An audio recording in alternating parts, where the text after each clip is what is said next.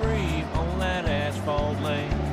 4 wide at Talladega, they ain't holding no chain. Gordon drops back Cuthbert, and we get Benny. Bars and America songbox, paper is down the team. 4 cars side by side in a wild thrill ride, with the roar of the engines leaving all doubts behind. As the wheels spin on, chasing dreams we can't hide. NASCAR life where legends never die.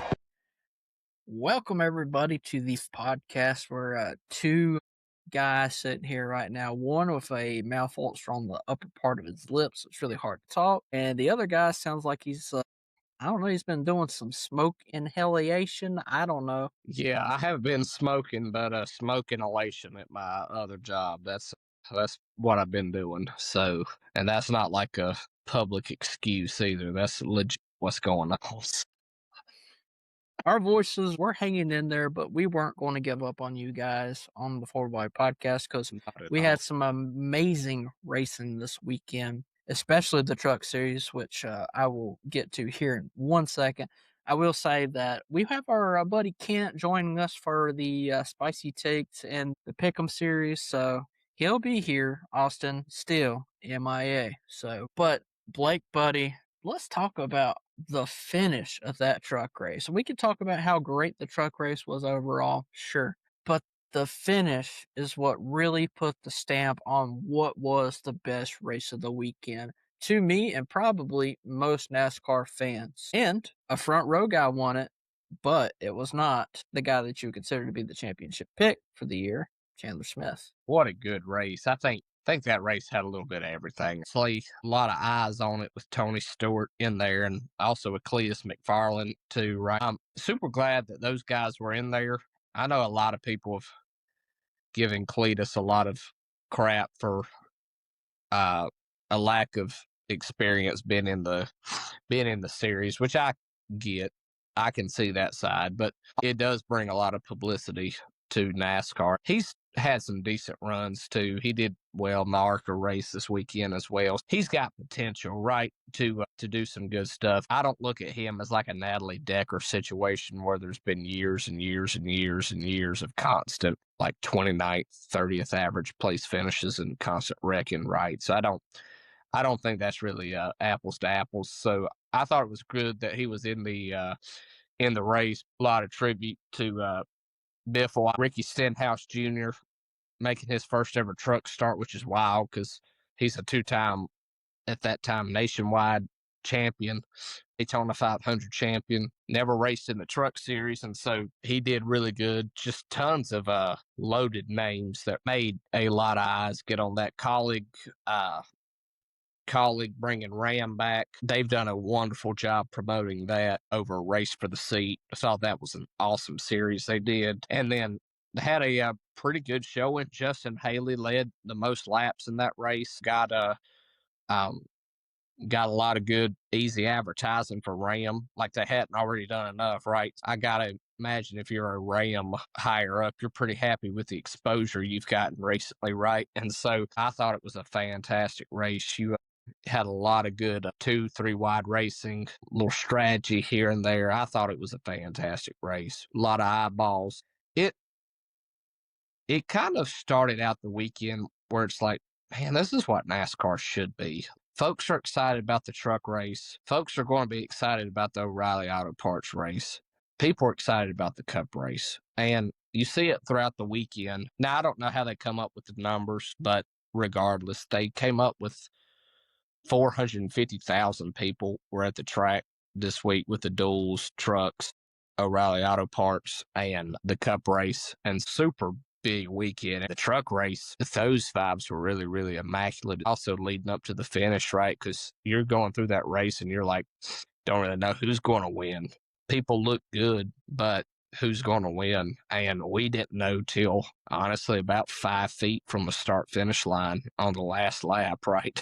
That's really all you want in a super speedway race. Like, how many times do they race cleanly or wide, pretty much, for the win in the truck series? Not a lot, right? I love the purist side of it, but also love the entertainment aspect of it. that wasn't an easy race to win when you look at all the names that were stacked up. And I think that just shows what a good driver Chandler Smith is. Um, and it's not like this is a fluke win. He's won at many other forms of racing at many other different racetracks. He put himself at the right place, right time. He's got a really good super speedway team.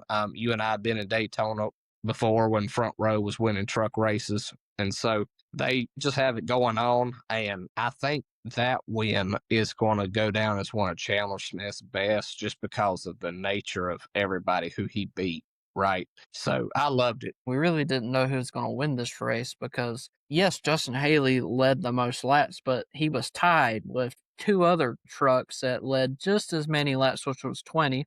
One of those being Michael McDowell, terrific cup drafting. It was really cool to see him in a Spire machine and, doing really well in the draft. And then his teammate, Carson Hocevar, who ended up finishing pretty far back due to suspension issue later in the race. And the man had 3 or 4 wrecks through that race. It was tough to watch him go through that. But then you have people like John Hunter Nemechek, man, who surprised me in this race. He was the guy that you didn't necessarily have circled, but you remember how strong he was in the truck series. Yeah. There's a reason why he has a ride with Legacy. We forget about that. I know Legacy was really decent compared to the last few years, the year before, but before that, people were like, John Hunter Nemechek was the Carson Hocevar for the Hocevar. Not necessarily wrecking people all the time, but just spinning out. He was spinning out left and right. I know Jimmy Johnson said that he felt like it was more of a comfortability kind of thing, where it took them a long time to get a car comfortable and set up for John Hunter with this next gen car and for him to get comfortable with the setup in itself. It's not a, plug in A plus B equals C kind of equation when it comes to going up in series. It's one of those dumb equations that have like the imaginary numbers that you do in college math classes that makes absolutely no sense, but you're taught it anyways. It was a great race. We seen Gio. I know he didn't lead any laps, but he was in contention for the win at the end of the race. And I love Gio. I think that he's probably, I'll say it right now, I think he's the best plate racer on the track with the truck series right now. I think now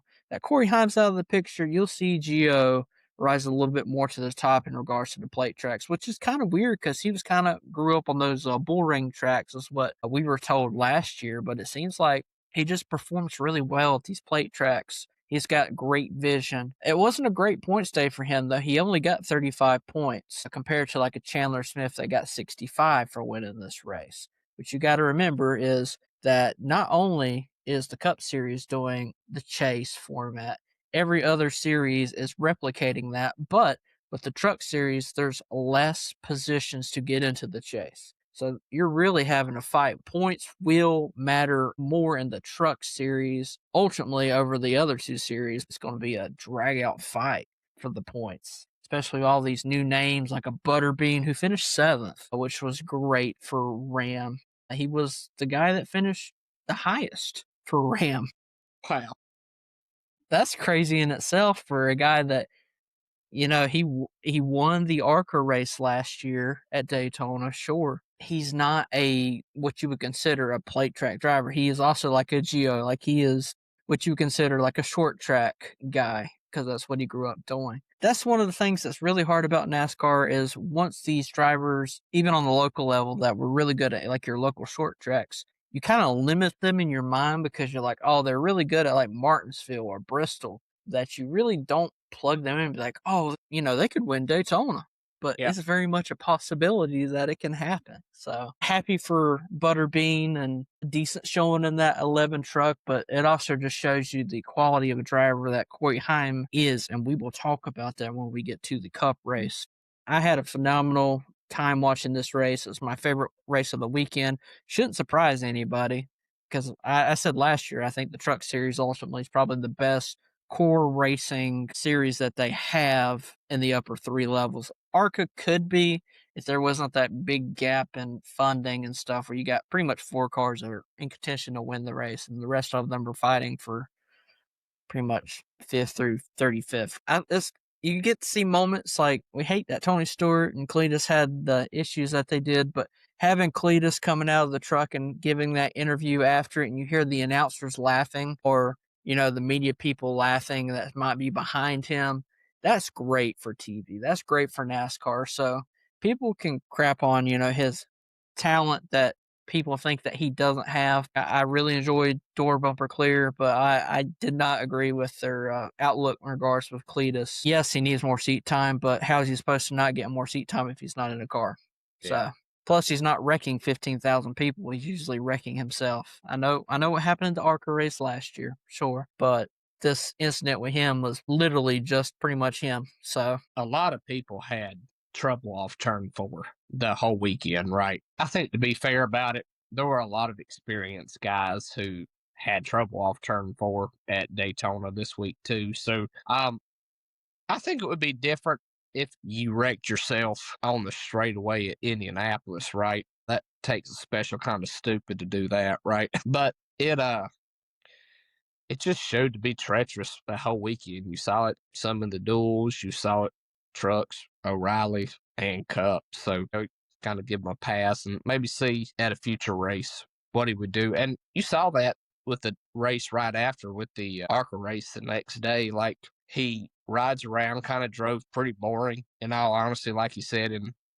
pre-race a little bit. Did a pretty good job, was running top 5 and honestly just doing his thing, right? And got shuffled back a time or two, still came back to finish 11th, went from 19th to like 11th on that last restart. 11th for ARCA race at Daytona. I think it's respectable. So to me, I think he redeemed himself a little bit in that ARCA race. plus, he outqualified 8 other trucks to be able to get in the show to begin with. He had to outqualify, given that the equipment that he was going against compared to his is not necessarily better.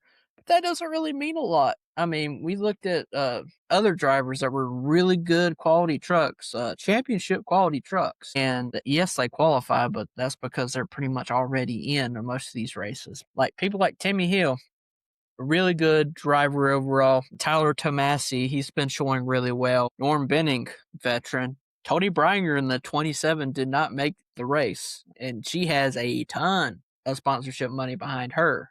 Yeah. Greg Van Alst, he had to make it into the show. So people that say that you don't earn your spot, I feel like it's kind of negated at Daytona, because you have to earn your spot to be able to get into the race, because you can't just show up and run, crappy lap and hope to get in. You got to qualify in. And correct me if I was wrong, but didn't he start like 12th? Like, Yeah, he started 12th on the grid. yeah, he did. So there's 37 cars on the racetrack. Yeah. Like, people. Yeah, he's in the top 3rd. That's why I love my NASCAR fans, because, we're all together in our own different way, but I also don't like our NASCAR fans when they come out with stuff like this. You're going to criticize something like this, but, we're going to let something else go on for 3 to 4 years, and we're not going to say a word about it. And now it's a big deal because, Cletus is in a car. So, moving on, we can talk about the Xfinity race, or the O'Reilly Auto Parts race, whatever you want to call it. Nationwide, Busch, for you OG NASCAR fans. Premier National. Yeah, Premier National, Grand National. Yeah, I think this race was okay. I have a hard time rating the races. I always think the truck race ultimately is probably the best racing overall, but you didn't have a fantastic finish by any means compared to the truck race. We don't got a 4 to 5 wide finish, but the race was interesting. You had some strategy, as always, with Daytona. You don't have the bumper locking. They can't resort to doing that.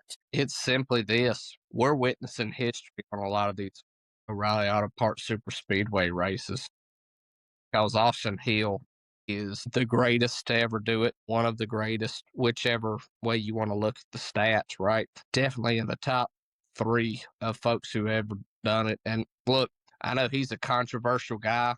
A lot of people don't like him. Some people do. But hey, Richard Childress is behind him. And Richard Childress said it himself after an Atlanta race that when it comes to the super speedways, Austin Hill reminds him a lot of Earnhardt, the way that he controls the lines. He'll remind you of Dale Jr. a lot of times because it's like the Pied Piper on that high line at Daytona is just leading them around, and they cannot go anywhere because he just is so fantastic at blocking the air and blocking the runs coming from the bottom, then the top. And he's got a really good spotter relationship as well, because you can't do that if you don't have a decent relationship with your spotter. It just clicks, and he gave him a tail whipping. It looked like there for a little bit he was going to get mired back in the pack, but he took 4 tires, went from 14th to 2nd in 2 or 3 laps, 14th to 1st and 4 or something like that.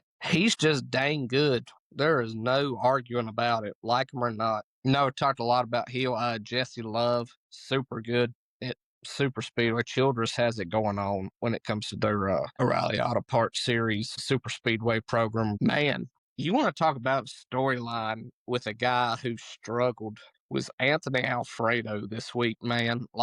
Thought he made it in the duels. Turns out something was kind of broke on his car, so they failed post-race inspection. He gets kicked out. BJ McLeod gets to race instead of him. Viking has a second car this year, so they don't have the owner's points. He has to try to make it in, whereas Retzloff has the owner's points to fall back on from the 99 of last year. And Alfredo, he doesn't even make the O'Reilly Auto Parts race with Viking, which, don't get me wrong, Viking's not your A-plus team, right? You're probably looking at a C to B-minus team at best, right? He doesn't even make the race, and Don Sackett and Cesar Baccarella had to make a deal to where Alfredo has to drive the 4 car for Alpha Prime, right? First lap, there's a dust up, shake up within the field, kind of mid-pack. His car looks like it's going to be destroyed. They fix it. I imagine him at that point is just like, how much worse could this week get? But the grit and tenacity is there with that dude, no doubt about it, because he came home and finished respectable. I think it was 11th on the day after the week he had. Like, that's about all you can ask for, right? The elephant in the room with this race, I feel like, is Natalie Decker. You were talking about DBC. They touched on this. Obviously, you and I can't speak as female race car drivers, right? But man, I had to imagine if I'm a female race car driver trying to make my way up, like your Taylor Reimers, your Haley Deegans, your Allie Owens, Taylor Misurakas of the world, Jade Avedizians, Isabella Robustos, people who are trying to do it the right way. You have somebody like Natalie Decker who's posting like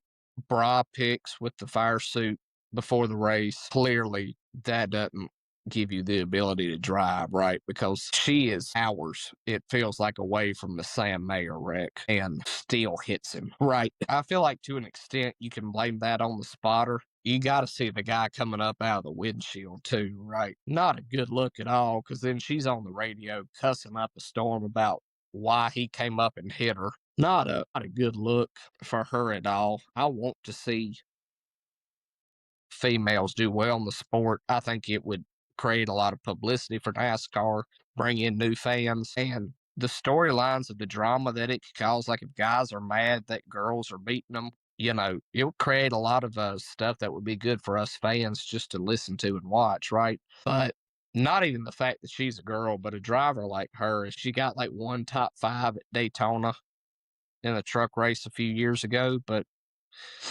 man, outside of that, it's just like, what are we doing? I respect anybody who tries to live their dream and go race, right? But I don't know. I just kind of struggle there. There's multiple examples of this just ain't working when it comes to race quality, right?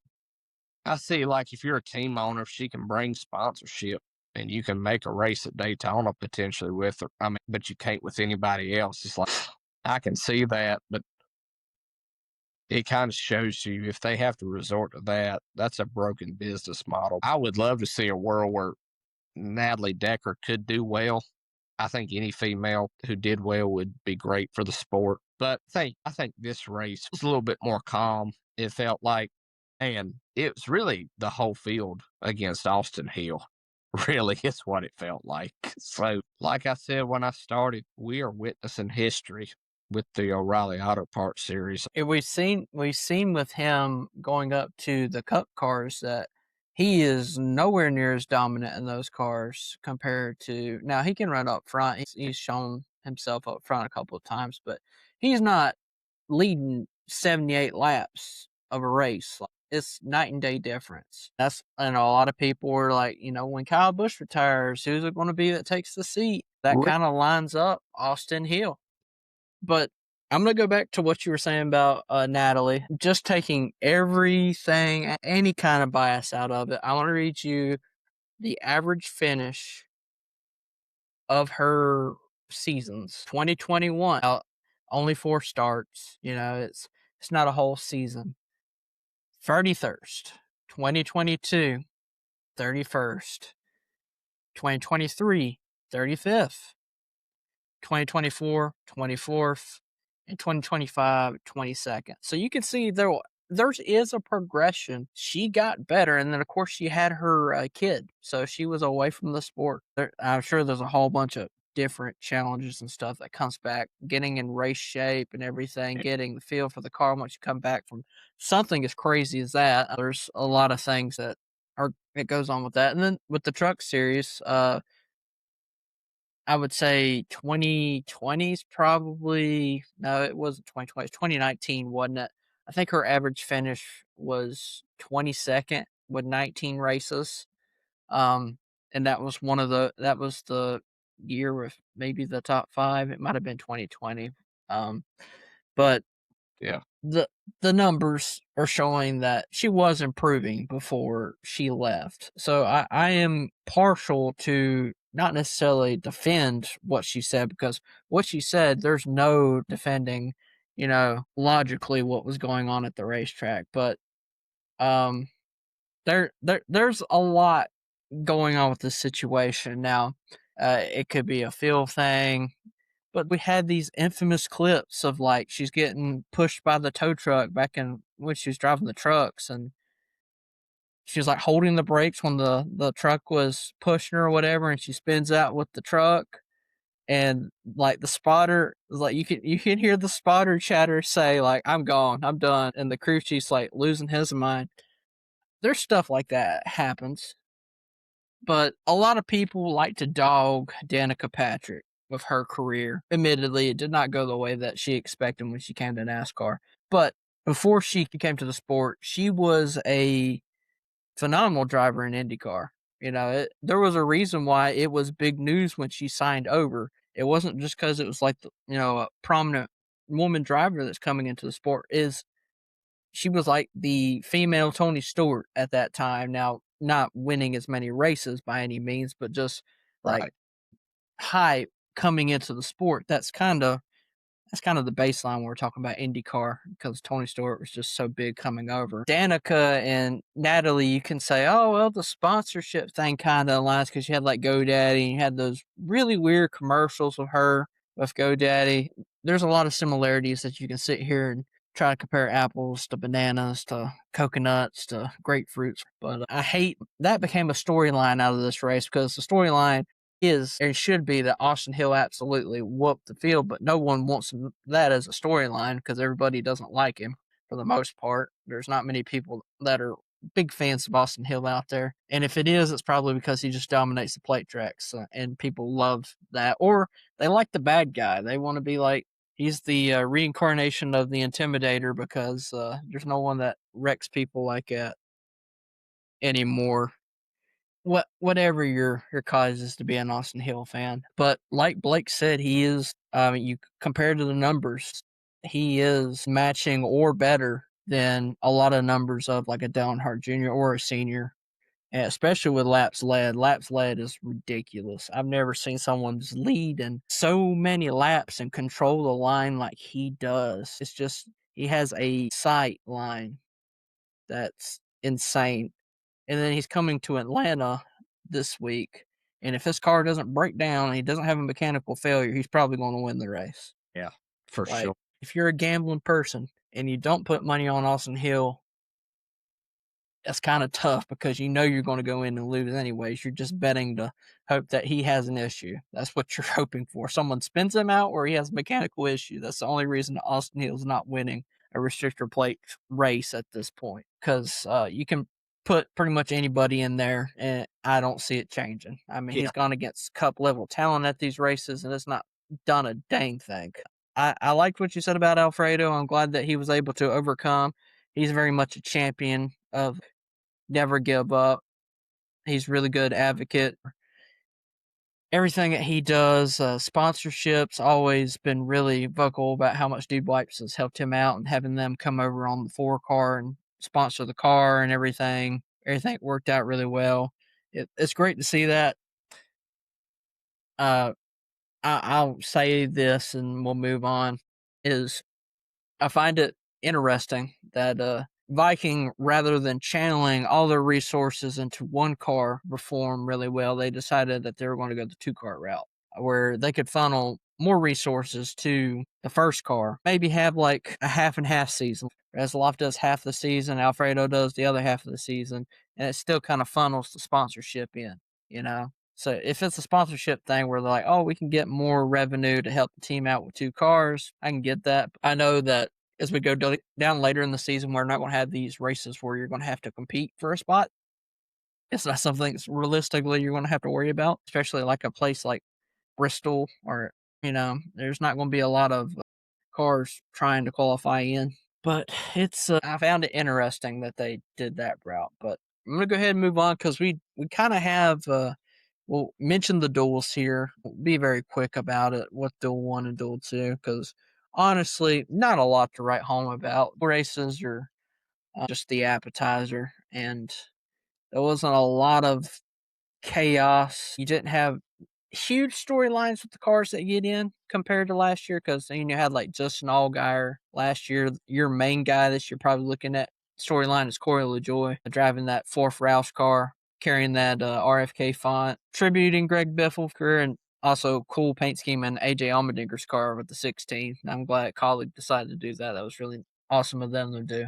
Corey LaJoy is kind of the main story of the duel. You can't even call him an anti-hero because he's just, a villain for a lot of people based upon the way that he's talked about these lower series, like the truck and the Xfinity series, and he only wants to, go for the big dog rides and stuff.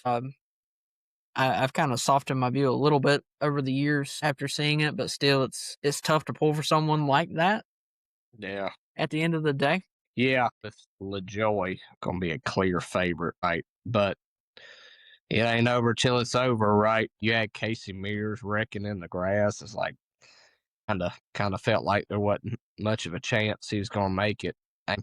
But it kind of reminded me of that year that Connor Daly made it with a last lap pass. You just got to race all the laps, and to finish first amongst other drivers, you must first finish. And so that's what Mears did. He sent it, and just right place, right time. And LaJoy, like, in all honesty, he didn't do a thing wrong. He just got caught up in somebody's wreck, and he did everything he needed to, but just did not get it done because of somebody else's mistake, right?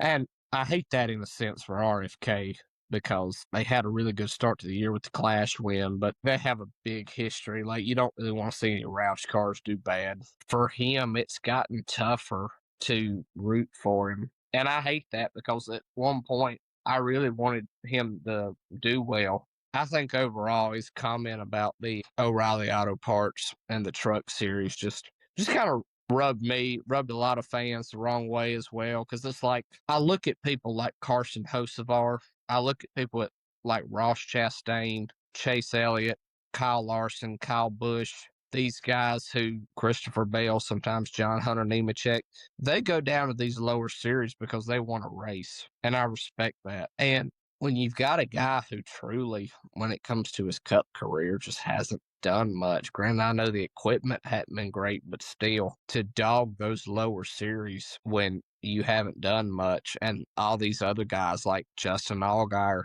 love him or hate him, Austin Hill, Jesse Love, folks like Kenny Wallace, man, never really did much in the Cup Series, but won 9 races in the Busch Series. People like Todd Bodine, never did too much in Cup, but was great in the trucks. Ron Hornaday, you've got some guys who've really made a name for themselves in these lower series and were respectable. And I don't know, just to dog them and talk about how he doesn't want to race in front of 12 fans, which, by the way, those 12 fans who show up to the truck and O'Reilly Auto Parts race, those are your hardcore fans. No doubt about it.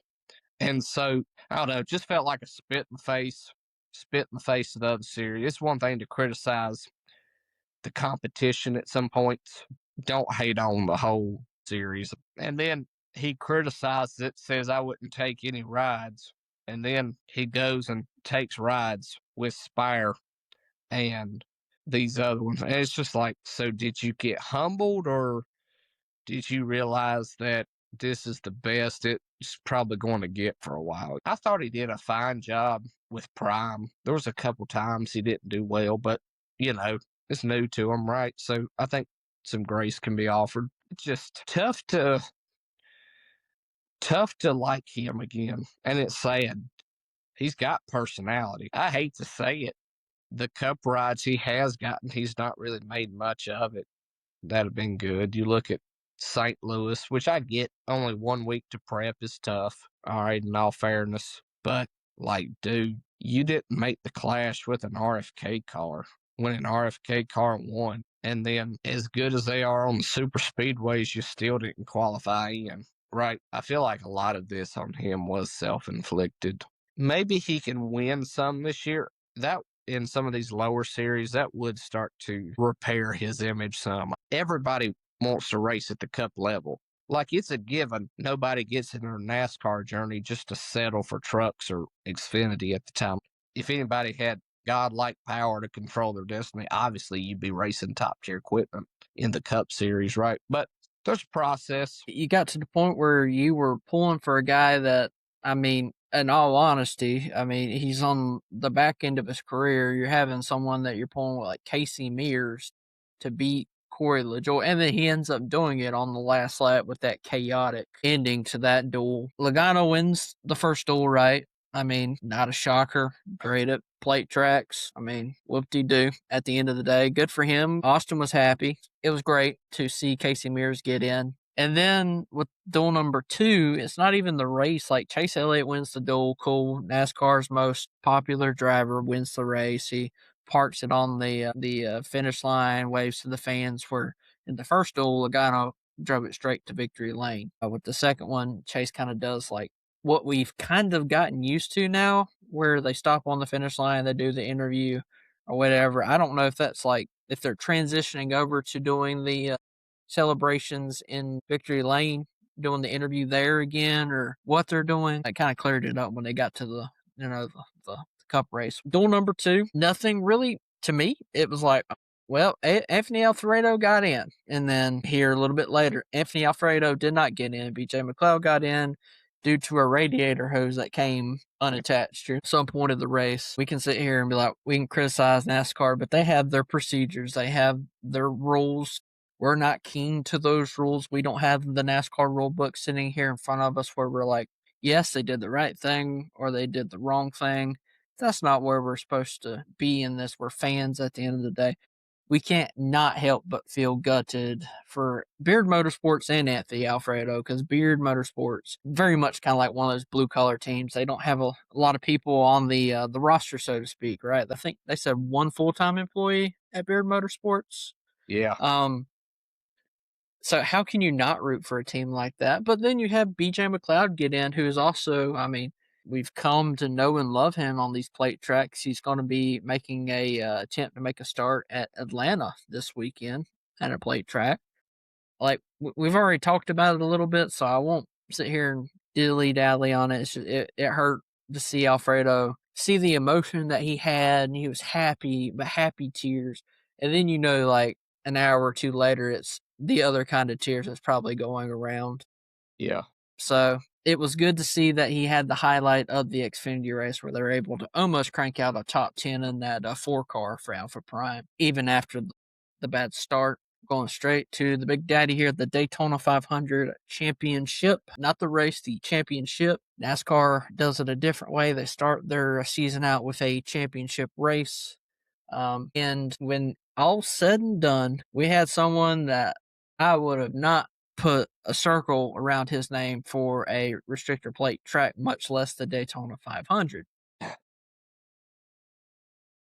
There's a lot that we can talk about here, and I'm going to try to keep it as concise as possible. My thoughts, first of all, I felt that the first 2 stages overall were really good restrictor plate racing, that it didn't seem like they were fuel saving necessarily as bad as they have in the past. Like, it didn't seem outrageously they're slowing down. Now, I'm sure there was people in the back slowing down, sure, but it was not nearly as bad as when you had 3 Toyotas in the front of the field slowing everybody down. You got Brad Keselowski on the radio freaking out at the Fords, be like, knock them out of the way or something. We got to get going, kind of deal thing.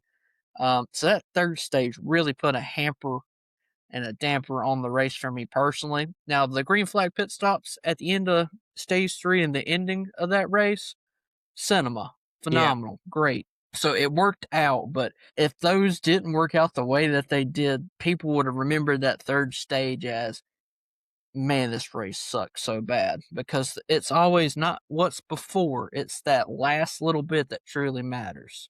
Because, I mean, some NASCAR fans, they fall asleep, during the first 30 laps, and they wake up and see the ending of the race for the most part. So, but, yeah, I got 2 other things, and then I'll throw it to you. Corey Heim did a phenomenal job. I know that he didn't have the finishing result, but he was up there with everybody else competing on a high caliber level at the start of the race. And I believe didn't he lead a couple of laps? Yeah. Maybe a couple, because they were, they're trading the line back and forth. So to lead laps in your first race at the Daytona 500, that shows you the caliber of car that he's in with that. Well, we think 2311 had this extra car that's not in their typical rotation. We're kind of worried because we're like, the quality might not be nearly as good, but you remember back in the fall of Bristol, I mean, this guy grinded out a race, and he was the best 2311 driver.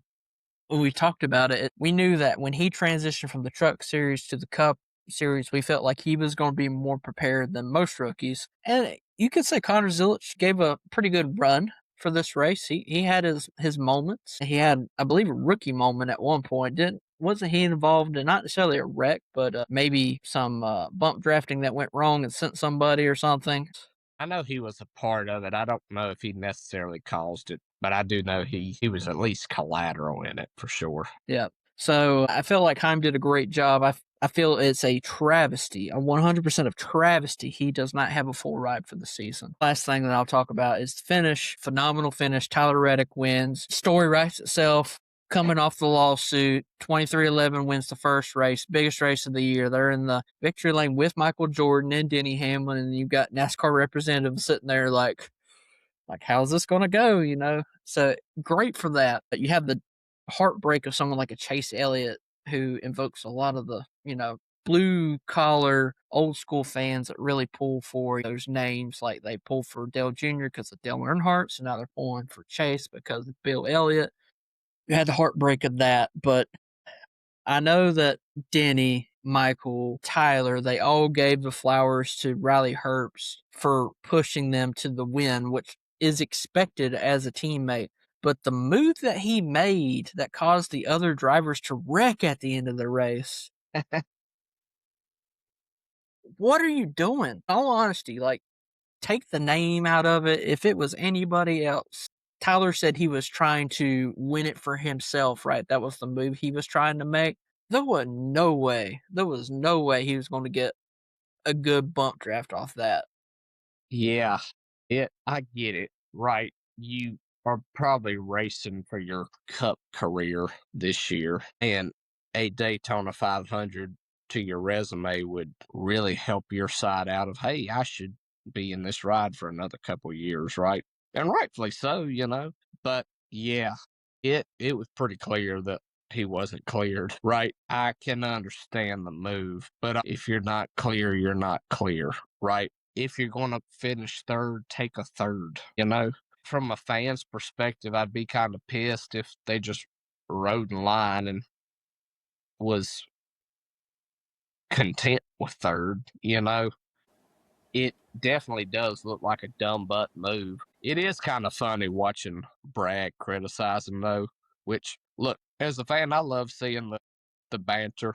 But man, Cole, you remember that few of those summer Daytona races where Brad caused quite a bit of carnage? I mean, it's like, I don't know if he's the best person to ever talk about carnage caused at a super speedway, right?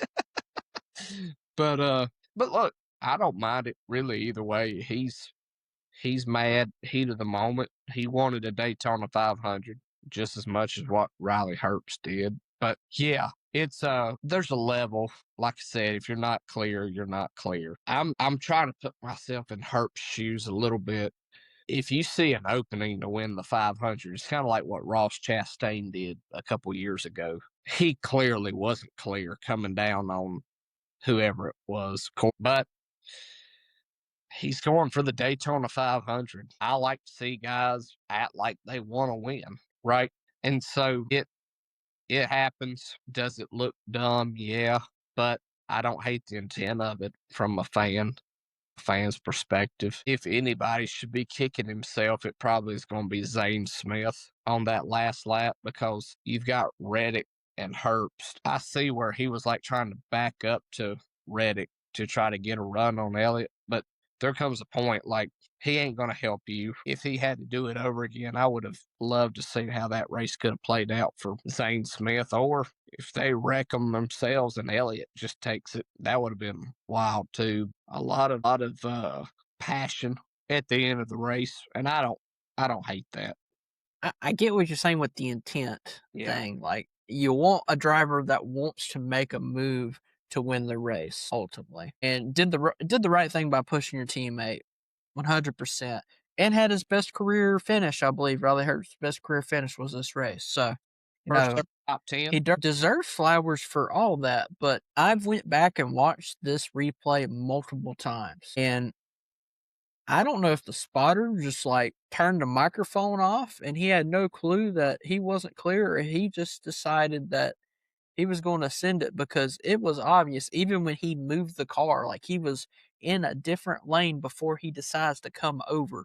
He ain't going to be clear. He's hoping that Brad's going to lay off. And if there's anybody that's not going to lay off on the last lap of a restrictor plate race, it's Brad Keselowski. Yeah. He's lost too many doing aggressive stuff already to not stay aggressive. And he has his teammate of Chris Buescher linked up with him for majority of that last lap. I think at that point when Elliott was leading, Zane was second, Reddick's third, so Herbst would be fourth. I think Logano and Brad were side by side, and then Logano had Ricky Stenhouse Jr. behind him, who ended up finishing second in this race through that wreck, and Buescher was behind Brad. So you had all kinds of teammates all together. Then you had these lone wolves like a Chase Elliott. You don't have a Hendrick teammate to be found. No. And you got RFK lined up, and you got 2311 lined up. It's like one of those things when we talked about Corey LaJoy. Like, Corey LaJoy almost won the restrictor plate race, and we were about to eat crow with it. If Corey wins this race, and if Riley Herbst would have ended that race and won it or finished second or whatever, sure, we could kind of have the same outlook. But he finished 8th. Yes, career best finish. We'll have to keep our eye out over the longevity of the season. But like you said, he's racing for his ride. And I know Monster is with him, but if you have Corey Heim and you got Riley Herbst lined up and you're Monster, if you had to make a decision between two drivers, who are you picking? I mean, yeah. And the only thing that comes up with that is like the whole Ty Gibbs situation where Ty Gibbs and Corey Heim don't like each other, and Monster, it's really close with Ty Gibbs. I mean, they pretty much self-funded his career so far. Yeah. You don't see a lot of sponsors that are picking up Ty Gibbs, and you have like what was it, Sala, that red and white paint scheme that he had. Yeah, that. He's had a couple, but it's usually Monster pretty much every week. So, and you could say the same thing about Kyle Busch. There wasn't a lot of sponsors that would pick up Kyle Busch, but Kyle Busch was also winning championships, Yeah. like races, championships, making people mad, like being a villain. I say all this at the end of the day is Tyler Reddick's your Daytona 500 champion, and he deserves that respect, especially after the travesty of the year that was last year. We Yeah. thought Tyler Reddick was going to be the guy that was going to carry the flag for 2311 last year. And when, Heim was racing, it seemed like Heim was doing a really good job. But overall, Bubba Wallace was the one that carried the flag. He won the Brickyard. He won a dual race to start the year, did really well. And in this race, he looked really good.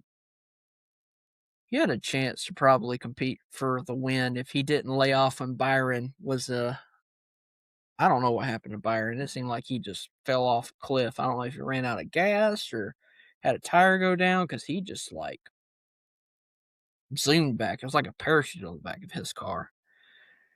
Which I'm sure Chase Elliott would have loved to see that 24 with him up there up front. If there was a chance at that, I think Chase would have very much liked that a lot. But you compare the last two Daytona 500s to this one, the ending already better, I would argue, than last year. I mean, last year you had, ironically, Tyler Reddick was second that race too. For us, it was cool because William Byron came out of smoke. We had no clue, who came out of it. But I'm sure if you're on the TV side of it, you're like, oh, William Byron is going to win the Daytona 500 again. Yay. Then the year before that, I believe it was a caution that ended that one. Yeah. The racing overall was better. The July/fall Daytona race last year showed these drivers that they don't have to fuel save the whole entire time to be able, and they were able to put on a better show overall for the fans, which ultimately was important. I feel like it was crucial that this race turned out really good, and the broadcast did a pretty phenomenal job overall. I didn't have a lot of, issues compared to, what we've seen in the past with the broadcast. I felt like the synergy was a little bit better this year. I mean, Clint still has his, Clint things that happen occasionally. But overall, the synergy between him, Mike, and Kevin, it felt a lot more organized. The only thing that I had issues was the transitions, like when they want to replay or they want to go to, like, say, a Toyota leaderboard or whatever, there's always this, like, 5 to 10 minute delay, it seems like. And as a fan, you're sitting there like, what are we waiting for? And then it eventually comes up, and you're like, that's frustrating. But as a broadcasting trio, they did a lot better. Yeah, I wanted to talk about that too, because truly I didn't really have a problem with the Fox broadcast throughout the Daytona week. I thought they did a great job. I agree with you. The synergy, the chemistry, the compatibility seemed like it was there this year. I thought Mike Joy, he seemed like he had more energy in the booth. Honestly, I was listening to it. He kind of talked a little bit like back in Fox's heyday, early 2000s, a little bit, right? Harvick is so good in the booth, not in a bad way, but when Boyer's more to the point, I think it's better. He was brought on to be kind of like that DW figure. I like it when Boyer's serious, but mixes in some comedic relief here and there. I thought they did a great job with the chemistry. You can tell it's taking a whole nother level. What might have helped kind of kickstart that was the prime coverage from last year. Kind of like rising tides lifts all boats. If that's the standard, I think everybody else is going to try and do that. And something I appreciated about Fox too, something I had really been upset about as a race fan, specifically a NASCAR fan in recent years, was they would have so many opportunities to do good advertisements leading up to the Daytona 500, and you'd see a 15-second commercial with not many driver personalities. It would just be 15 seconds, might be a stretch. 10 seconds of cars going by, and then the Daytona 500 logo, February 18th, 17th, 16th, whenever it was. But for IndyCar, they'd have your top stars on there. They'd talk about how IndyCar is going to be like on every Fox. Every race is going to be on Fox. And it seemed like Fox's heart was with IndyCar, right? And so I say all that to say this year was different. NASCAR invested money into the Super Bowl commercials, which was good. The Daytona 500 commercials were good. They were advertising it. Fox Sports brought First Things First to the track this week, and the guys did their show from the infield. I thought that was really good to get more exposure through those ways. I think Fox did a much better job promoting it, and it felt like, just to put it simply, it felt like they cared to promote it. And I think that goes a long way for the fan. And so it just feels like things are, for the most part, man, it just felt like things were right again. I look back at last year, we're on here, we're talking about how consistently inconsistent they were that week. Honestly, I enjoyed the fact that they were consistent. Look, if it's a 1 or 2 car spin and they're out of the way, keep it green. You know, they did the same thing at the Clash for some instances, and when they could, right? Just due to the shortness of the track, they were pretty consistent with the officiating, and like I said, it just felt like things were right in NASCAR world again. And so that was nice. Fox was awesome. The race was awesome. There are a few things they can do to tweak the super speedway package, sure, but going to try to stay on the positive side. Everything just felt right finally. And so I'm happy for it. You compare Daytona last year, it got a 68% on the Good Race poll, and now starting this year off at 74%, pretty much 73.9. So I'm going to go ahead and round that up. A little bit of an improvement. I'm sure a lot of those people that voted no, there's 26%. Probably about 15% of them are Chase Elliott fans mad that he didn't win the race. I mean, we're being quite honest with you, because us fans are voting on this poll. Yeah, you have some media people probably vote on it, but universally, most people that vote on this are fans.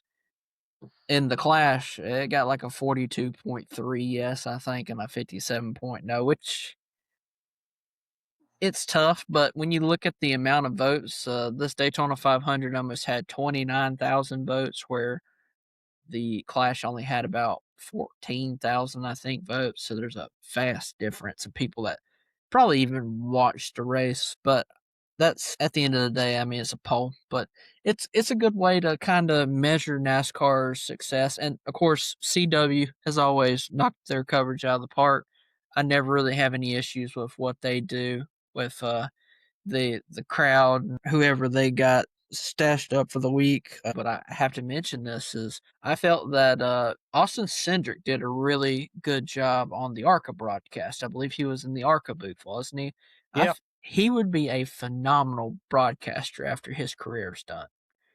He's got the mannerisms. He already dresses up in a distinct way. He kind of characterizes himself really well. He's humorous in his own way. He's not like Clinton Boyer outrageously throwing jokes against the wall, but he's kind of got that quirky, funny humor. And honestly, he's driving for a great organization. He has chances of seeing people like a Joey Logano and a Ryan Blaney week in to week out and working with them. I feel like after his career is done, whenever that is, the broadcast booth would be something that if he decided that was an avenue that he wanted to go for, I think NASCAR would benefit from that greatly. For sure. I don't necessarily know how he would fit in regards to, like, Cup versus Truck versus, Riley, Arca, whatever. But he feels like someone that you can plug in that would do really well with about anybody, because he kind of doesn't have an issue with other different types of personalities, if that makes sense. It seems like you can plug him in pretty much everywhere and he would fit in the equation. It's kind of the issue with the Mike Joy, Clint Boyer, and Kevin Harvick at the start was it just seemed like 3 different batteries and they're in this device and they're like not hooked up correctly. They're not powering the device, and that might be because, Clint was on negative when he's supposed to be turned over to positive to get this like a remote working, for instance. That's what the Fox broadcast felt like the last few years, and it just seemed like for this one singular race, we got plenty of races down the road that we can criticize them, and we will if we feel like the need to, and we hope not. But I think they're in a great start for the season. And if there's a race that you want to start off really great, it's the Daytona 500. Absolutely. So, I thought it was a fun weekend and looking forward to Atlanta this coming up weekend. It'll be fun. just give you a quick dive here. We won't fiddle fart too much around. Race information: Corey Heim is returning in the Truck Series for the number 1 truck, so keep your eye on Corey Heim. Adam Andretti is in the 5 this week. Ty Dillon's in the 25. Tyler Reif is in the 43. Ricky Stenhouse Jr. is in that 45. And Carson Hocevar is in the 77. Kyle Busch will also be in the 7 truck for Spire. And I believe John Hunter Nemechek's also running, I think, for Hallmark Friesen once again this week. Yeah. So keep an eye out on him, man. He looked phenomenal in that truck at Daytona. So those are some guys to really watch for. Xfinity/O'Reilly series this year. Luke Fenhouse is in that 5. Gio Ruggiero's back in the 19. Machine. Carson Ware in the 30. Josh Chastain in the 32. Joey Gase in the 35. Nick Lentz in the 42. The 74 and the 55 are to be announced on this page as of Tuesday. And then Mason Maggio is in the 91. And then the 2 in Cup, JJ Yeley in the 44 and BJ McLeod are 78. Those are the open teams entered. They are automatically in because there's 40 spots for 38 drivers. Casey Mears will also be driving in the 66. But hey, they do not have to worry about it because they're not a open team. They are good to go. The O'Reilly, I think there's 1 car that will miss that race. And then the Truck Series, I think it's 36 for 36 spots. So Xfinity/O'Reilly is the only one that you have to worry about. Atlanta/Echo Park Speedway. Great racetracks, put phenomenal racing on, and all the series that's raced there. I'm looking forward to coming back there and watching some racing. Really great back-to-back weeks to start out the season. And one thing about Atlanta is it had we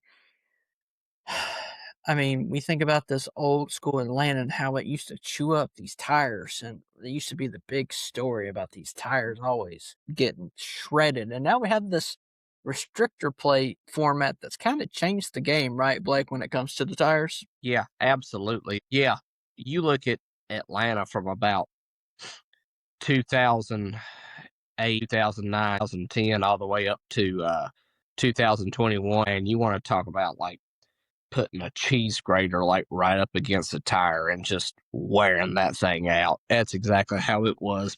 Now with it being more of a drafting track, the tires, they might not necessarily wear as much as what they used to, but the handling is going to be a big topic this week based on how the tire is going to interact with the car, with the temperature, all that stuff. And so, yeah, what you're going to see with the tires is going to be a little bit more old school. When you think of super speedway, is like if the tires aren't good, the handling's going to go out with the car. And so imagine like a 1990s, early 2000s kind of Daytona, Talladega race. That's what you're see at Atlanta when it comes to the tires, I believe. And so it'll be a lot of fun. That track, they paved it in a way to where it ages much quicker than what repaves have done in the past. You just look from the asphalt is literally black in 2022 with the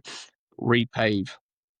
2023, there's a little bit of a lighter color. 2024, a lighter color. Last year, lighter color, and now it looks almost like, wait, this thing was repaved within 4 years ago. So that's going to play a factor into it. I think tire wear will matter at least a little bit. So should add some strategy to it. Well, and also on top of that, just to throw a little additional bone to the tire machine, is we've seen a couple of tire issues at Daytona. It's not, something that we see a lot in the Cup side. We had a couple of tire issues in the Truck Series race and the O'Reilly Series race, I do believe. Now, it could have just been from beating and banging at the end of the day, but we're going to a track like Atlanta, and if they're doing this, they have the pavement to really worry about, plus taking care, of their fenders to make sure that they're not rubbing from side drafting too closely or getting in any kind of contact that they really don't want to be involved with to begin with. Plus, there's like no mistaking that Atlanta's probably had some of the best finishes in the last few races there in that new configuration that they're running. You can say last year the Atlanta race didn't end really well because you had it ended under caution. You had Kyle Larson, Carson Hocevar, Christopher Bell, I believe, right? They were all really close together. Yeah. And they threw the caution, and they did it based upon timing lines. And no one loves a finish like that. It If they straight up let those cars finish the way that they were racing, that race would have been a barn burner finish. That would have been crazy because you got Hocevar, universally liked/hated driver. Kyle Larson, debatably most popular driver because you have a lot of crossover Chase Elliott Larson fans. When Chase Elliott retires, and when or if Chase Elliott retires and Kyle Larson's still racing, they're going to go to Kyle Larson. That's probably how it's going to go. And then to have Christopher Bell, who out of the JGR camp, I feel like he's the most likable person there at this point in juncture. I mean, most people don't like Ty Gibbs. You could say people like Chase Briscoe because he's the underdog story. But I always feel like the 19 team is always not appreciated a lot. When Martin Truex was there, Martin Truex is a whole different personality than Chase Briscoe, obviously. But I don't know. It just feels like Christopher Bell is kind of like the poster child of that team. I know you got Denny Hamlin, and most people are pulling for Denny Hamlin this year. But if you take overall, last few years, there's so many people I didn't like Denny Hamlin. Now, there's still people that don't like him because at driver intros at Bowman Gray, we heard a lot of boos for Denny Hamlin. We did hear some cheers, but there was some boos and accompanied with that. So there's still people that are not necessarily fans of his, but man, it's going to be a heck of a race, and we are looking forward to watching that race with everybody else. But we're going to transition to our spicy takes, and we shall have probably Kent appearing with us here, guys. So we'll see you there. Yo, guys, just wanted to shout out our main partner here on the Four White Podcast. It is Wilkerson's Catering, as always. They have been super duper busy here in the last month or two, all kinds of weddings and events, along with the snowstorm that really, honestly, if you lived anywhere in the East Coast area, all the ice and snow and stuff, it really was a big issue for a lot of things, but they've been kicking off. They are really booked right now. They have a lot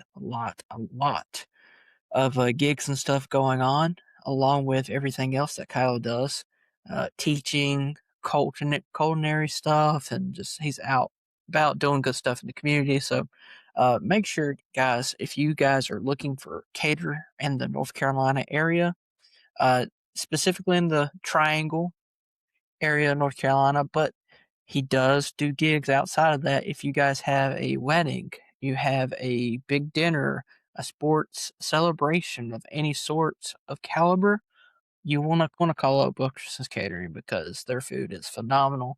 Their service is even better than that, and you won't meet better people in the industry than them. So make sure if you guys need that, their link to their page is in the description on every single podcast. And we are so thankful that they are able to endorse and support us every single week on this podcast. It feels nice to have not a business necessarily to back you, but a family business to back you. So Thank you guys so much, and we will move on to the next segment. All right, Kent, buddy, we're going to put you on the hot seat right off the rip since you just come back. First of all, we need your spicy take for the whole entire season. Last year, you predicted that Cole Custard was going to go to the round of 8, I believe. What an idiot. What an idiot. I mean, golly. I mean, you were pretty close, right? I mean, just a couple 15, 18 positions away. Yeah. Have any of y'all's hot takes for the season been based in the truck series? Don't think so. No. All right. Is that off limits? No. Anything's on limits. Okay. First of all, I'm about to bring up a truck guy. Did y'all see the front tire changer for Mini Terrell? Yes, I did. And That did y'all was see? I saw awesome. this one comment section that was kind of making fun of him, and it said, "Wait till you find out the name of the driver." And I was like, "No way, he didn't." But anyways, hey, good for him. He's making it farther in the sport of NASCAR than I ever will. So that's pretty sick, though. But he's a hoss to be throwing around those tires too. That's actually where my bold prediction is going to be. He won the competition that was put on by Colleague through Ram Trucks to drive that number 14 Ram truck for Colleague for the season, which is cool. I think that's it got my attention. I watched a few of those episodes. It was really neat to see the competition and to give someone an opportunity to realize their dream. Here's my hot take for the season. There's a reason he didn't already have a seat locked up. I'm going to say that he never finishes in the top 10 this season. 0 top 10s. Now, he finished barely inside the top 20 on Friday? Just inside the top 20? Or did he finish top 10? Did I already blow it? I think he finished like 17th or 19th. That's what I thought. Just barely inside the top 20. Honestly, I thought that was good for him. He hung out in the back the whole day. He missed some of the big wrecks that shuffled him closer to the front. And then I think he had an opportunity. I think he was restarting there late inside the top 10, and he just kind of got kicked back. I think that this is going to be a season that he struggles. It's a brand new team, brand new manufacturer in the sport. So I don't know that I would put a whole lot of high hopes on that situation already. I'm not saying that Rams are not just going to go winless this year. Like I think they're going to pick up. But Justin Haley, I especially think they've got the opportunity to win at the superspeedway. He almost did at Daytona. He's a great driver. But I will say, I don't think Minnie's going to be the guy to get it done. I don't want to be a hater. I know it feels like I'm hating. I don't want to be a hater, but I don't see him being the guy who can just go and get it done this season. So I'm going to say he does not finish in the top 10 all season, and that just driving the last entry for a brand new manufacturer with Colleague's first season in the truck series, at least in a long time, right? I mean, they hadn't run a truck team in a while, right? Or have they ever? No, I don't think they've ever. Yeah, so I just don't think the opportunity is there for him to succeed. I don't think it's a great situation. I don't think it's a waste. I think he's going to be glad he got this experience. And I'll take it a step further. If he was with Front Row, or if he was with one of these other teams that's been around in the truck series for a while and seen some success, I think he would have an opportunity at a top 10. But I think it's going to be a while. And just watching the race, watching the ARCA race that he was in, he almost got too desperate there, making some blocks that he shouldn't have and getting spun out on the backstretch there at Daytona. I'm afraid that he's just not ready for that ride. So the ride's not ready for him. So that's going to be my bold prediction for this season. I'm not going to predict that any brand new team driver combinations in the Cup Series are going to make the playoffs or advance to any specific rounds in the playoffs. I learned my lesson and I'll move on. But yeah, that's my spicy take for the season. Such a negative Nancy, man. Like, what the crap's wrong? He come back and he's like spitting fire. Like, start with our Atlanta spicy takes to transition from that, and I'm going to throw it to Blake. Just clear your throat a little bit, buddy, and try to get out the words. Good luck. Yeah, well, let's see, for Atlanta spicy takes, I'm going to say Casey Mears. I believe he's in the 66 car again this week. I say he gets a top 10 at Atlanta. No way. That's what I'm going with. You got to remember, it's a drafting track, so there's a chance. Hey, Cody Ware about won last year. I mean, come on now. Alrighty, let's see. I say there's going to be 12 cautions in the truck race. Specifically 12 cautions in the Truck Atlanta race. I think that we got a whole bunch of new people. This new configuration, it's going to wreak some havoc in the Truck Series. I think the Truck Series is fairly clean at Daytona compared to the past. So I feel like going into Atlanta, we got a pretty good chance of some travesty happening for this weekend. So look forward to that. All right, Kent, back to you for your Atlanta hot take. Man, I feel like this is going to be a hot take in the sense that it would just go from against what we would expect, because I'm probably going to pick a Ford to win this weekend. If I had to guess, historically, they just seem strong on these tracks, especially the drafting tracks. They're probably going to take up the first two spots on the front row, right? Like in qualifying, it seems to be that way. And it's probably going to be Logano winning the pole, right? Like that's just he'll be on the front row in some capacity. Hendrick. So I'm going to say that the other manufacturers are going to really work against that. I'm going to say that no Ford finishes inside the top 5 in the Cup race on Sunday. I think you'll see Chevrolets that will partner with a Toyota before they will give Joey Logano a shot at getting in the top 5 because he's such a threat. You'll see guys like Chase Elliott when he has to choose between pushing Brad Keselowski and Reddick, he's going to pick Tyler Reddick. You'll see guys like Tyler Reddick when he has to choose between pushing Alex Bowman or Joey Logano. He's going to push Bowman. You're going to see this combined effort to go against the Fords, in my opinion. And you could even say, like, based upon how the pitting strategy worked out in that last stage for the Cup race for Daytona, the Fords really didn't have a really great game plan when it came to that. And it seemed like the other manufacturers did a better job, especially Chevrolet. Chevrolet did an exceptional job about getting back on the track and was able to up their position from the initial pit stops. Now, if it's a caution fest, we won't have to worry about that, but still, that's at the end of the day, that's something that we're going to have to look out for. But all right, we're going to transition to our Pick'em series. So our new point system, the way that it's explained is actually, you know what? Kent's the one that came up with it, so frickin' I'll let him explain this new point system to you guys.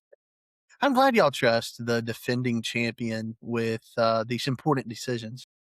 We can say it's rigged if you win again this year, so it works out great for us. It does. So here's what we did. Stage points obviously were big for me last year. Very big for me last year. They definitely gave me a shot.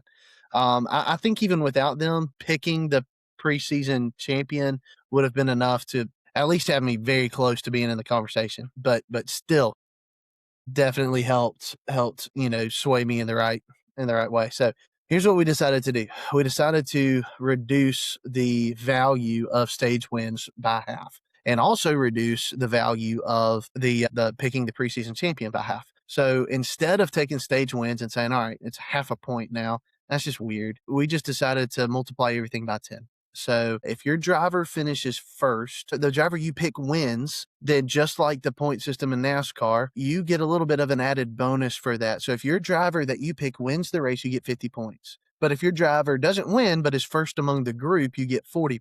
And then the next one gets 30, 20, and then 10. For every stage win that you get, that's 5 bonus points. For picking the champion at the end of the season, I believe we decided 50 bonus points, which again, yes, that's, 35 more points or whatever, not 35 more points. It's 40 more points than what you got last year for picking the champion. But at the same time, the value is reduced by half when you calculate everything in that we've changed. So again, the most points you can get are 50 for picking the outright winner of a race. And then it's 40 for just finishing ahead of everyone else. Then 30, 20, 10, 5 points for winning a stage, 50 points for your preseason championship pick. That is great. Good job explaining that, Kent. Really appreciate you there. As I was making editorial edits here. Alrighty, boys. So, recapping the truck series, Blake got the dub with picking Justin Haley as the best performing driver out of our four. Kent, you came in second with Michael McDowell. Austin came in third with Grant Enfinger. Had a rough day, but I had the roughest day, per truck. Last year it's the same thing, same crap. I finished last, and we should keep up with last places this year because I'm sure in the truck series I'm going to be in the 20s by the end of the season. So, yeah, for sure. So I have the first pick, and I cannot pick Corey LaJoy. Bummer. I shouldn't have picked him to begin with, but I don't know. I just felt like there was something there, and we'll get there's plenty to talk about in regards to that. But moving on, I'm going to pick the guy that won the championship last year. I'm going to take Corey Heim in that one car starting this week. So that's going to be my pick. Feel like if you don't pick Heim with the first pick, you're dumb, honestly. I know he's not in the same car, but still. Alrighty. Next would be Austin. And Austin had Corey Heim at his one, but he's taking Giro Ruggiero for his pick for two. He could not pick Enfinger. And next we have Mr. Kent here. Kent, buddy, you cannot pick Michael McDowell again, but that shouldn't be a problem for you. Who are you considering for Atlanta this week? Kyle Busch is in the field, right? Yeah. Yeah. So that's easy. KB all the way. I've seen him do some crazy things in Atlanta. I was there when he won the race last year. Even before they changed the track, I remember watching him come down pit road in the final stage of a race with the flat tire. All the fans are giving him the finger, right? Like they're just absolutely flipping him the bird. Screaming out there, just cheering because he's going to finish bad. And he still fought his way all the way back to a win, just weaving by cars. And then last year at Atlanta, he just was a man who would not be denied. It's just, you could say whatever you wanted to. He just absolutely hossed it to victory. And he's going to do it again. I have every confidence that as long as someone else's rookie mistake doesn't take him out of contention, if his car is running on the last lap of that race, he's winning. He's going to victory lane. So you heard it here first. So remember that when Kent finishes last next week. Nah. Blake, you are the guy with the last pick because you won this week. Your only driver off limits is Justin Haley. So who are you considering with this another week of a stacked field for the truck series? Yeah. Give me Hocevar. The guy that you said was going to sweep Daytona, by the way. He's picking Hocevar. Yeah, and that leaves people like John Hunter Nemechek not picked, who had a heck of a day at Daytona. So, Blake, you are leading the series with 40 points. Kent is in second with 30. Austin's third with 20. And I am dead last with the good old Chipper Jones, number 10. So, if you guys missed our championship picks, I picked Lane Riggs. Austin picked Caden Honeycutt in the 11. Kent picked Butterbean McQueen. And Blake picked Justin Haley. So, now to the O'Reilly series. I was going straight up say it was a good week to be Blake. Let's just being honest here. He swept the whole weekend here. Blake picked Austin Hill, a guy that, is pretty good. He's pretty good at those drafting tracks, but that means he can't pick him in Atlanta. So he's kind of nerfed himself for this week. So Sammy Smith came in right in front of Jesse Love. So Kent, you finished second this week. I came in third. Did Blake finish first and second in every single series? Do what? Did Blake finish first and second in every single? Yeah, we did. I think so. Yeah, y'all did. That's insane. It's literally a copy and paste except for the truck where I finished last. Austin finished last in the other 2 weeks. Good for him. He needs to be humble. Austin picked Sheldon Creed, so hate it for him. Sheldon Creed got in an early incident. He's usually really good at the restrictor plate tracks, but that means Austin has the first pick, and I don't even feel like I have to say who he picked. He's picking Bobby Hill here, Austin Hill. Had to go back to back. It just makes a lot of sense there. Alrighty, so I am next. I cannot pick Jesse Love, so that eliminates the RCR combo for me, which is a travesty in itself because that's those are two guys that you want to be able to pick. Let's see here. I'll tell you what. I'll probably go with Ross Chastain this week. I'll go with Ross Chastain. He's not had a lot of good luck in the O'Reilly/Xfinity Series last year, so I'm expecting him to pick it up this year in his start. So, all right, Kent, buddy, you are next. You cannot pick Sammy Smith, who had a fantastic start to his season at Daytona. Who are you going to pick for Atlanta? Who was your pick again? I picked Ross Chastain, and Austin picked Austin Hill.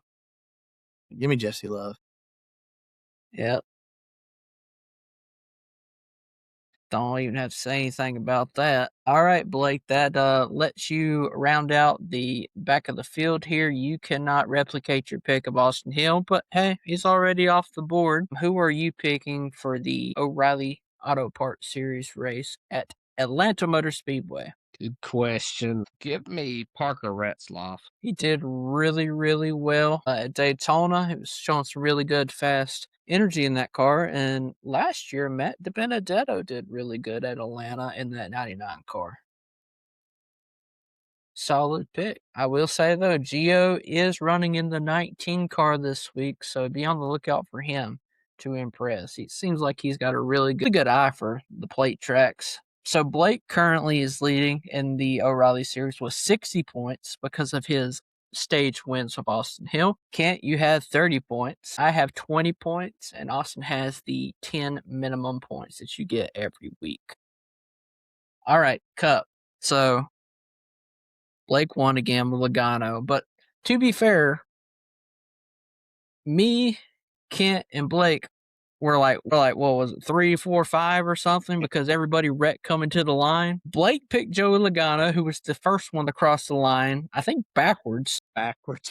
Kent, came in next with Chase Elliott, and I came in third with Brad Kay, which is kind of funny because Brad Kay and Chase are literally racing to the line against each other. I was kind of upset that I got third with that, but.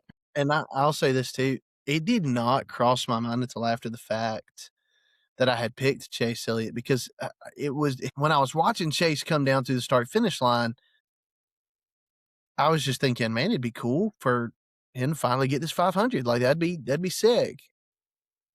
I would have been much more frustrated in the moment if I had remembered that was my pick. But instead, I'm just going, I hope he's alive, because that reminded me of Newman's hit, other than flipping upside down, right? But anyways, yeah, no, I'd totally forgotten. And so if only, the race didn't last, 100 extra yards, then I would have won. But anyways. And then Austin came in with the rear picking Alex Bowman, who got in a semi-early incident in the race and then got caught up in another wreck, and he was pretty much done from that moment on. So that means Austin has the first pick in the selection. We don't pick them right now, but he is saying he is probably going to pick, a guy that he likes a little bit, Joey Logano.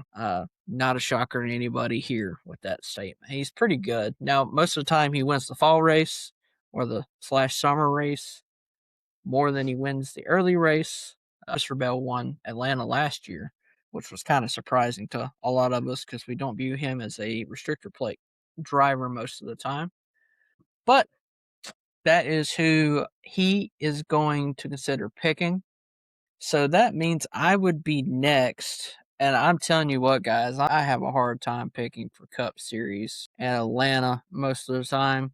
But I'm going with the guy that should have won the race last year, and he got Hosevard. Ryan Blaney is the guy that I probably would go with. He had incredible speed last year. I think after the wreck, they had like a green-white checker at the finish. I know it ended at a caution, but like before that restart, and he jumped like 16 positions on the restart. It was like ridiculous, the speed that Ryan Blaney brought to the track. So that's the guy I'm going with, and I would find it hard to be swayed from not choosing him this week. Kent, you would be next, buddy. You cannot pick your boy Chase Elliott. Who are you considering at Atlanta? But I feel like I already know kind of where your head's at with this one. Yeah, I'm kind of torn between a couple. The heart pick would be Byron, because obviously I pull for the guy. He's won there twice. And then I think that I know he's got the skill set to get it done. lately his luck has been running out at Atlanta. Last year, his spring Atlanta race looked a lot like his Daytona 500 this year, where it was like he was just in every wreck, and which I was thrilled that he finished 12th Sunday after everything that he went through in his race. I thought that was a massive win.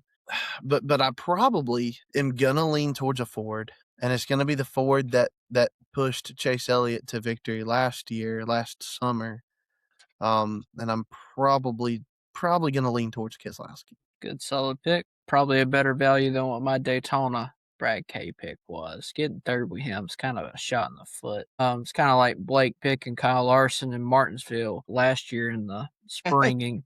It was like fourth, and he finished fourth. It was like stupid. Let's see here. That leaves, I believe Blake with the last pick, and he can't pick Logano. So, I mean, I know a few people he could pick off the top of my head, but I think I know where he's going to go with it. Yeah, I've got a couple guys in mind, like hard to go against a Cindric, right? Seems to run pretty well here, but also hard to deny how good Chase Elliott's been on this track as well, and he's run good. So I'm probably going to lean Elliott forward right now. All right. So that is what we're looking at for Atlanta. Regular season standings, Blake, you are on the top. You top dog with 40 points. Kent, second with 30. Me with 20. And Austin with 10. And that is our picks for the weekend of Atlanta. We'll never call it Echo Park Speedway. You'll never catch me dead ever saying Echo Park Speedway unless it is to make Kent mad. It's the only reason I would ever say it. I'm gonna say this because I think y'all will be in agreement with me on this. I'll call it Echo Park Speedway if they'll hook us up. Right, Yeah. like with some media passes, sponsorship, something. I'll call it whatever the heck you want me to call it. New cars. But I've been going there since 4, and it's not Echo Park. I can't even hear my echo there. Just it doesn't even make sense. So why would I? Yeah, no, I'm not gonna. It's got an identity crisis. It's Atlanta Motor Speedway. So, anyways, It's like when they renamed Charlotte to Lowe's Motor Speedway. No, 90% of NASCAR fans still call it Charlotte at the end of the day. I mean, that's just, it is what it is. Habits are hard to die. All right, guys. So that is our predictions, and we're looking forward to recapping Atlanta. And then we go to our first road course on the season with Coda, and also the trucks are going to a road course in St. Petersburg. So that shall be interesting. So we are looking forward to recapping Atlanta and preparing you guys for Coda, and we will see you guys in the next one. Take care. Peace.